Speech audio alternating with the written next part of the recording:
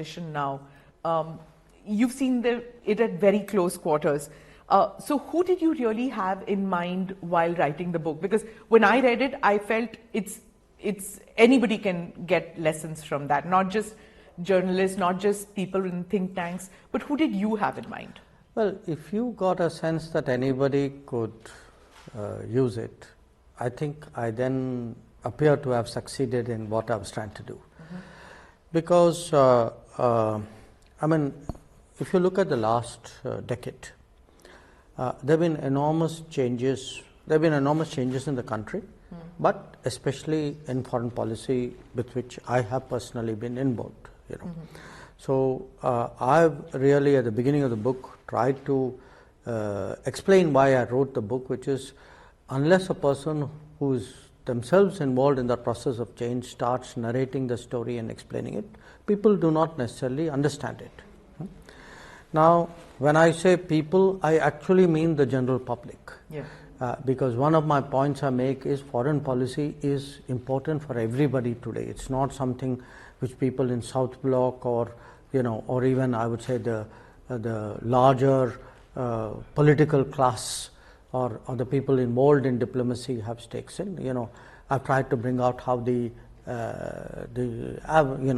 normal people, the average people have stakes.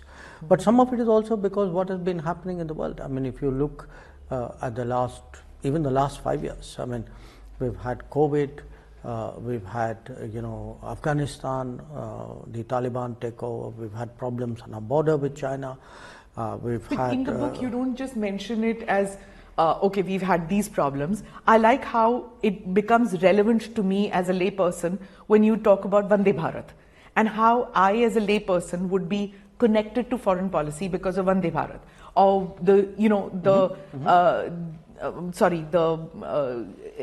evacuation of people, right. The Ganga, yes. Operation Ganga. Then you talk about several things, the COVID diplomacy. So it makes it, relatable when it comes to. No, absolutely. Because, what I've tried to do is to say, okay, look, here is a big picture. And here is what people would normally say, very complex diplomacy. Okay, there's a MEA and a foreign service and a minister who handle, and a government which handles all of this. I have tried to show, yes, we may be doing all that, but every one of these somewhere impacts your life. That if we take a stand, let us say, on the Russia-Ukraine conflict, we have done so because we are shielding the Indian consumer from unreasonable increases in the petrol price at the pump. Or if there is a COVID challenge, we have mounted this massive mission, Vande Bharat, which actually brings back 7 million people. Yeah, like as a mother who has a son or a daughter stuck in Ukraine, would have thought that foreign policy doesn't really matter to me till that happened. No, and again, the point I make is, look, these are no longer going to be one-off situations. Yeah. That, there's Ukraine, there is, recently Operation Ajay in Israel, there's Operation Kaveri in Sudan. That because Indians are working abroad, because Indians are studying abroad, because you and I and hundreds, if not millions of families are also traveling abroad. People go as tourists. If you look at merchant shipping today, look at air crew, look at the people working in hotels, people who have jobs, blue-collar jobs abroad. So we are globalizing. We need to know what those big dangers are out there. And in a sense, that's why a lot of the, I would say, the examples and the metaphors I've used. Yeah. The big dangers, sometimes all the players are not aware what it means to you, but at the end of the day, it means something to everybody personally. Correct. And the other interesting thing that I liked in the book was the allegorical references and the metaphors that you drew from the Ramayana.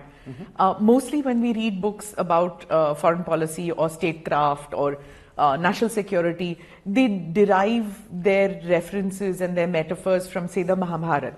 But I found it interesting that you found lessons on statecraft, diplomacy, everything from the Ramayana. And that was very interesting because, things like what Vibhishan did or Valivad, that, when it comes to statecraft, you could draw from that epic was very interesting. Why Ramayana? Well, there's both a logic and an incident. Okay.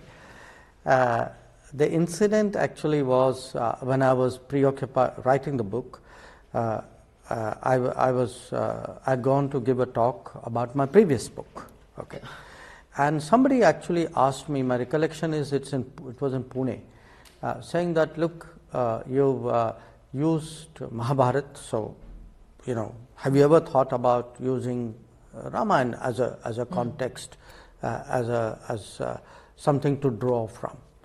And it was there somewhere at the back of my mind, but I think that incident compelled me to look at it. But there's another reason also. The other reason is, look, Ramayana, there's a difference in era, even in what are norms and standards. I mean, by the time you reach Mahabharata, it's absolute realpolitik. I mean, whereas I think it's important today to remind people that a reputation also has a value, that it is not something which is hot air, and it's not posturing. That standards mean something, rule of law means something, norms do count. So, but even those who have a higher purpose have to practice statecraft, and those who practice statecraft must always remember the higher purpose.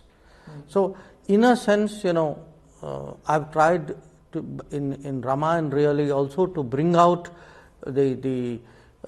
I would say the ethical, or our striving at the end of the day for a better world. Not that we win any which way and take what we get. In the book, while reading the book, it's a bit confusing. Am I reading a book written by an academician? Am I reading a book written by a diplomat turned politician? Or am I reading a book written by a politician turned academic once again? It's like I can't figure out. Like, when you read a book, you want to know what the author is, who the author is, why is he looking at this prism. So what are you writing as? I think a mixture of all of them. The diplomat in me has in a sense, you can say, the domain knowledge and the experience which I talk about. The politician in me feels the need to communicate that to, as we said, to the everyday world, to the normal, to the Samanya Nagrik, you can say. And in a sense, look, if there are perhaps two sagas, two stories, all of us have grown up with, this is really the Ramayana and Mahabharata, and we often use so much of the metaphors and the situations and the comparisons in our normal life. If I were to talk to you chatting, I may bring up some reference there. So why I used that was also to remind people, look, we are a multiple sort of millennia old civilization. When we discuss the world, can we think about doing it on our terms and in our framework, in our construct? So there was that part of it also, that for me to think of the world, I mean, as you can see, what I've tried to do is to take a particular theme and to try to give it a Ramayana type relevance. So say, for example, I've used the coalition building, how Lord Ram very carefully constructs a coalition and what it takes to construct a coalition. It doesn't happen by itself. Or even in diplomacy. I mean, you've heard me say before that the two preeminent examples of diplomats are, Hanuman and Shri Krishna. But there are others, Angad, for example, or even his mother Tara. These are people who, in very difficult situations, practice their diplomatic skills. So I like the Vibhishan part too. the Vibhishan part. That was very interesting, and I wanted you to expound on that. I wanted more details because many times we think of Vibhishan as, okay, traitor from one aspect, but you said that there's more to it. Vistara News.